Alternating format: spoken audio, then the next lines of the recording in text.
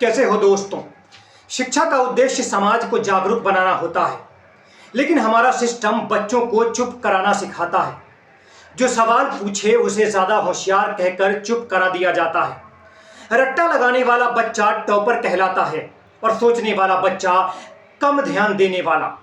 यही मानसिकता हमारी सबसे बड़ी हार है। जिस देश में सोचने की इजाजत नहीं, वहां इनोवेशन कैसे होगा। आज का युवा डिग्री तो ले रहा है पर समझ नहीं विकसित कर पा रहा है। आईएएस बनने का सपना लाखों लोग देखते हैं, क्योंकि वो मानते हैं बस एक बार घुस जाओ सिस्टम में जिंदगी सेट हो जाएगी। यही सोच ही बताती है कि ये सेवा का नहीं, सत्ता का सपना है। कोई भी अफसर बनने के बाद कितनों की जिंदगी बदलता है, ये कोई नहीं पूछता। बस अफसर बनना है, चाहे रट रट के बने या गैस लगाकर। आईएएस की ट्रेनिंग को भी वही पुराना ढर्रा चलाता है।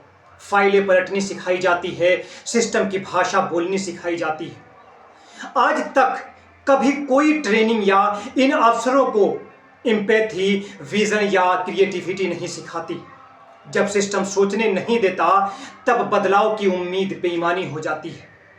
हर साल हजारों आईएएस अफसर सिस्टम में आते हैं, लेकिन ग्राउंड लेवल पर बदलाव न के बराबर होता है। क्यों? क्योंकि ये बदलाव लाना ही नहीं चाहते हैं।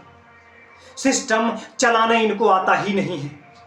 अक्सर देखा गया है कि जो अफसर ग्राउंड से आते हैं वो ज्यादा जुड़ाव महसूस करते हैं, पर जो सिर्फ रट रट कर सिस्टम में घुसते हैं वो आम जनता को डिस्कनेक्टेड कर देते हैं और आम जनता से डिस्कनेक्टेड रहते हैं। जनता की समस्या उन्हें सिर्फ एक फाइल नंबर लगती है। सिर्फ आदेश देना, मीटिंग करना, फोटो खिंचवाना, यही उनका काम रह गया है। क्या यही एक आईएएस अफसर का कर्तव्य है? आज तक किसी आईएएस ने ऐसा कोई मॉडल नहीं बनाया जो पूरे देश ने अपनाया हो। हाँ, कुछ अपवाद जरूर हैं, पर वे गिनती के ही हैं। बाकी अधिकतर अफसर कुर्सी बचाने और आगे बढ़ने में लगे रहते हैं। जनता की सेवा तो उनके प्रोफाइल का एक हिस्सा बनकर रह जाती है। कई बार तो ये अफसर नेताओं के पिट्ठू बन जाते हैं। आरटीआई रिपोर्ट में कई आईएएस अफसर पर गंभीर आरोप हैं। घोटाले, रिश्वत, सत्ता का दुरुपयोग। कितने आईएएस अफसरों को सस्पेंशन, इंक्वायरी और फोर्स्ड रिटायरमेंट झेलनी पड़ती है। ये सब रिकॉर्ड में है, पर सिस्टम ने कभी सेल्फ रिफ्लेक्शन नहीं किया कि ऐसे गड़बड़ी क्यों हो रही। क्योंकि सिस्टम को अफसर नहीं, आदेश मनाने वाली मशीन चाहिए, और रट्टा मारने वाले लोग मशीन बन जाते हैं। एक स्टार्टअप फाउंडर हर दिन रिस्क लेता है, कुछ नया सोचता है। एक वैज्ञानिक सालों लगातार कई तरीके से मेहनत करता है, दिन रात लगातार मेहनत करता रहता है एक खोज के लिए। एक समाज सेवी बिना पद के समाज को बदल देता है, पर एक आईएएस अफसर बस नियमों की किताब से बोलता है। इसलिए देश में असली बदलाव सिस्टम के बाहर से आते हैं, अंदर से नहीं। विदेशों में अफसरों को पॉलिसी मेकिंग, बिहेवियरल साइंस और मॉडर्न टूल्स की ट्रेनिंग मिलती है। भारत में बस जनरल स्टडीज और वैक्यू इंटरव्यू जैसे चीजों से गुजरना पड़ता है। क्या कोई सोच सकता है कि एक देश का सबसे बड़ा डिसीजन मेकर किसी सवाल का जवाब रटकर दे रहा है? हमारी अफसरशाही डिजिटल इंडिया की बात तो करती है, पर सोच एनालॉग है। फाइलों में ही उलझकर रह जाती है हमारी सिस्टम। जनता से कटा हुआ अफसर क्या देश का उद्धार कर पाएगा? गांव में पानी नहीं, स्कूलों में टीचर नहीं, अस्पतालों में दवा नहीं, पर अफसरों के बंगले चमकते हैं। यह सिस्टम सर्विस नहीं, सुविधा का प्रतीक बन चुका है। जनता को केवल आदेश मिलते हैं, अफसरों के सम्मान और सुविधाएं मिलते हैं। कोई सिस्टम को चुनौती देता है तो उसे एंटी एस्टेब्लिशमेंट कहा जाता है। सवाल पूछना इस देश में गुनाह बन चुका है। जो रटने की कला जानता है वही अफसर बनता है, भले ही उसे जमीन की सच्चाई पता न हो। जो किसान की हालात नहीं समझ सकता वो कृषि नीति बनाएगा। जो डॉक्टर नहीं रहा वो स्वास्थ्य नीति तय करेगा। जो उद्योग नहीं चलाया वो उद्योग नीति लिखेगा। क्या ये मजाक नहीं है? आईएएस अफसरों को ग्राउंड लेवल पर काम करने की ट्रेनिंग जरूरी है। जब तक ये जनता की असली जिंदगी नहीं देखेंगे, नीतियां किताबों जैसी ही रहेंगी। हर अफसर को 1 साल गांव में रहना चाहिए, अपने फैसलों का असर खुद देखना चाहिए। सिस्टम को जमीन से जोड़ना ही असली सुधार है, वरना हम सिर्फ रटी रटाई रिपोर्ट में ही उलझे रहेंगे। देश के अफसर नहीं, विजनरी लीडर चाहिए। ऐसे लीडर जो सोचे, महसूस करे और नई दिशा दिखाए।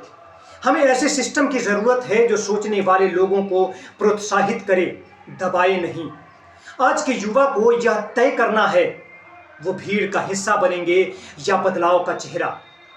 हर रट्टा मारने वाला व्यक्ति गलत नहीं होता, पर हर सोचने वाला अफसर बन पाए ये जरूरी नहीं। अगर शिक्षा और प्रशासन में बदलाव नहीं हुआ तो देश का भविष्य केवल रिपीट होता रहेगा। हम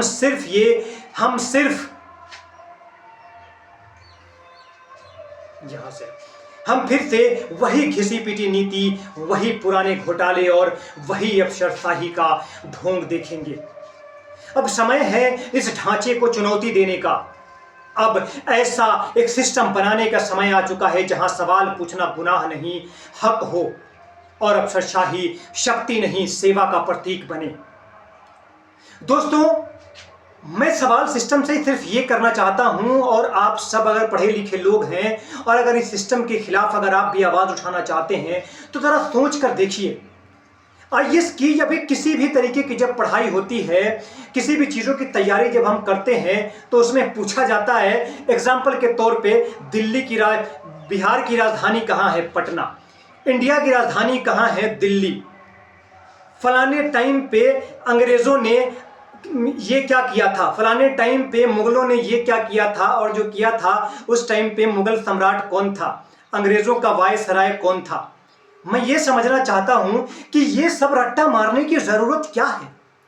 क्यों हम रट्टा मारते हैं इसे, जब ऑलरेडी सारी की सारी चीजें गूगल पे अवेलेबल है?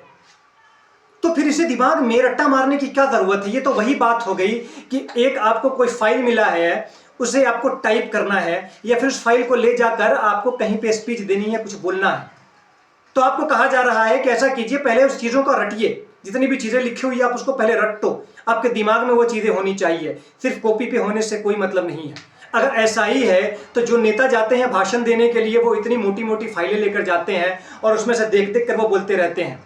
तो पहले नेता को भी कहिए कि नहीं नहीं, ऐसा नहीं काम चलने वाला है, पहले आप रटिए इन चीज़ों को, क्योंकि ये आपके दिमाग में होना चाहिए, उसके बाद जाकर आप बोलिए।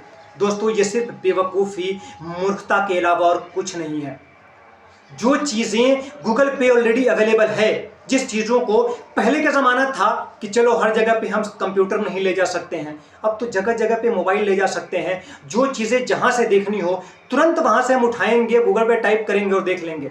और अब तो दुनिया इतना एडवांस कर चुका है कि अब तो चैट जीपीटी का ज़माना है। गूगल पे भी जाने की ज़रूरत नहीं है कि वहाँ पे अलग अलग साइट को खोल के देखना पड़ेगा कि वो इन्फॉर्मेशन अवेलेबल है कि नहीं।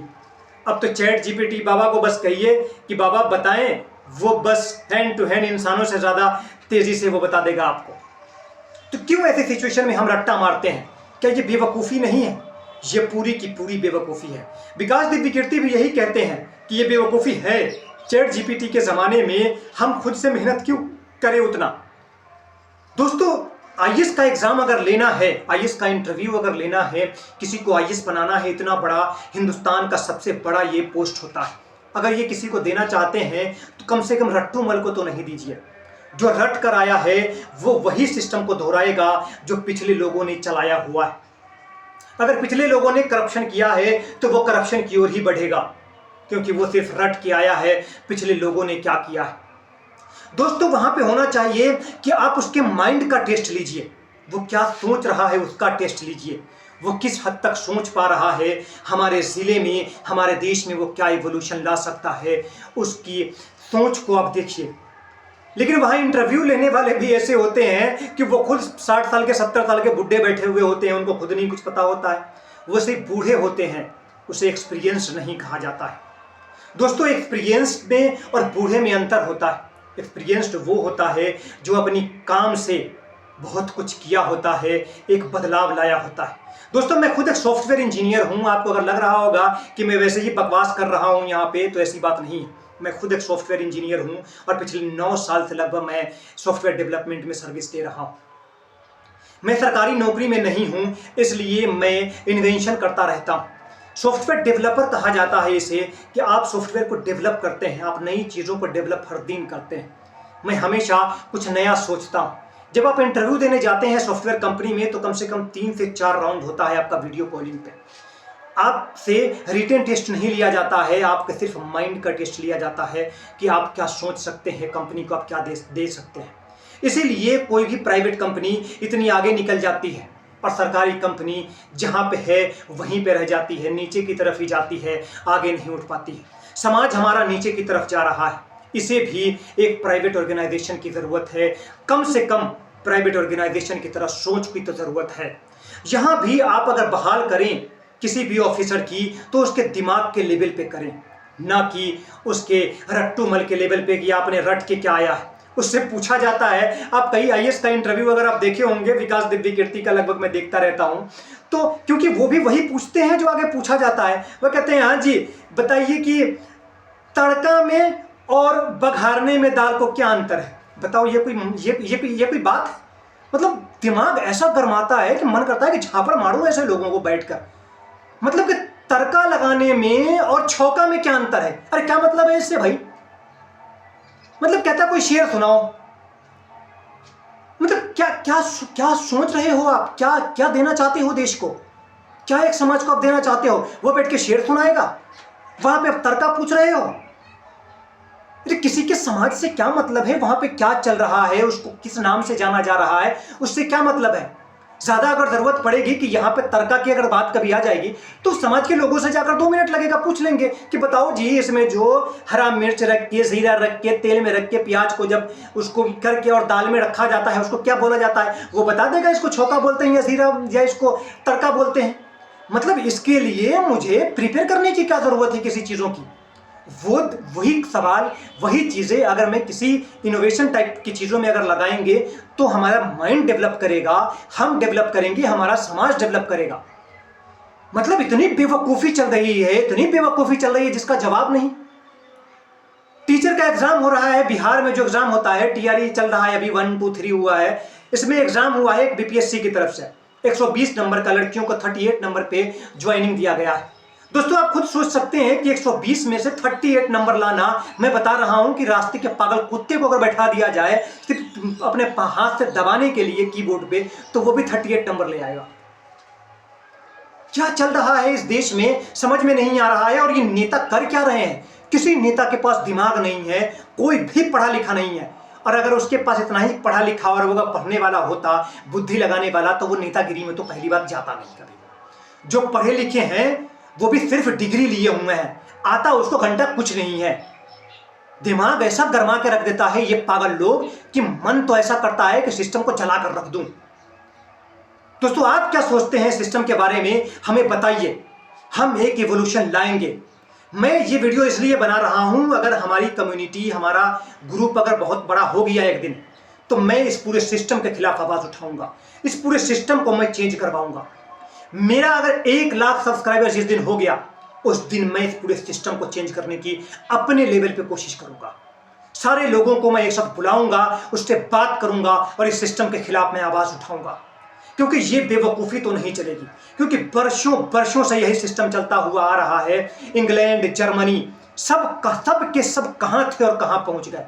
दुनिया का लगभग देश गुलाम था और वो सब कहाँ से कहाँ पहुंच चुका है। और हमारा हिंदुस्तान देखिए कहाँ बैठा हुआ है, आज भी वही हिंदू मुसलमान में लगा हुआ है। अब डिबेट पर जाकर देख लीजिए क्या चल रहा है, क्योंकि वही बेवकूफ सिस्टम बनाते हैं और वही सिस्टम में कहते हैं रट्टा मारो, इरविन कब आया था, रट्टा मारो, वास्को डी गामा कब आया था।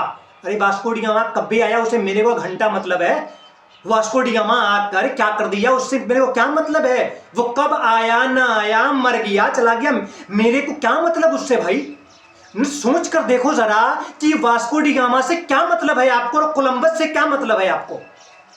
वो आपको रोटी दे रहा है, क्या उसका नाम रटने से आपको उड़ने वाला कार मिल जाएगा? हद हो गई गधापंती की। और ये एग्जाम में पढ़ाया जाता है, पढ़ो पढ़ो पढ़ो। मुझे गुस्सा इसलिए आ रहा है क्योंकि मैं खुद एक सॉफ्टवेयर इंजीनियर हूं और मैं जिस कंपनी में काम करता हूं, मैं जहां काम करता हूं, वहां इनोवेशन की बात होती है, वहां हमेशा नई नई चीजों के डिस्कवरी की बात होती है। मतलब मैं एक कोई पावर नहीं है हमें इस देश में, मतलब हमें कोई पावर नहीं है। एक आईएएस ऑफिसर के पास तो सब कुछ पावर होता है। मैं एक कंपनी में बैठा रहता हूं, एक कंपनी में बैठकर काम करता हूं, वहां मैं इनोवेशन की बात करता हूं। मैं जब वो कुछ कर सकता हूं कि आपके लिए एप्लीकेशन बनाकर लाता हूं, आपके लिए वेबसाइट बनाकर लाता हूं, आपके लिए पोर्टल बनाकर लाता हूं, मतलब एक डेवलपर है तभी आप इतनी आसान जिंदगी जी रहे हैं। एक डेवलपर अगर नहीं हो तो कुछ नहीं होने वाला है। उसके बावजूद भी हमारी कोई इज्जत नहीं है। आईएएस ऑफिसर की इज्जत है, सरकारी नौकरी वालों की इज्जत है, क्योंकि वो बेवकूफ हैं। और वो बेवकूफ इसलिए वहां बैठे हुए हैं क्योंकि हमारी सरकार बेवकूफ है। दोस्तों नीचे कमेंट कीजिए, बताइए कि आप क्या चाहते हैं इसके बारे में, और हमारे चैनल को सब्सक्राइब कीजिए।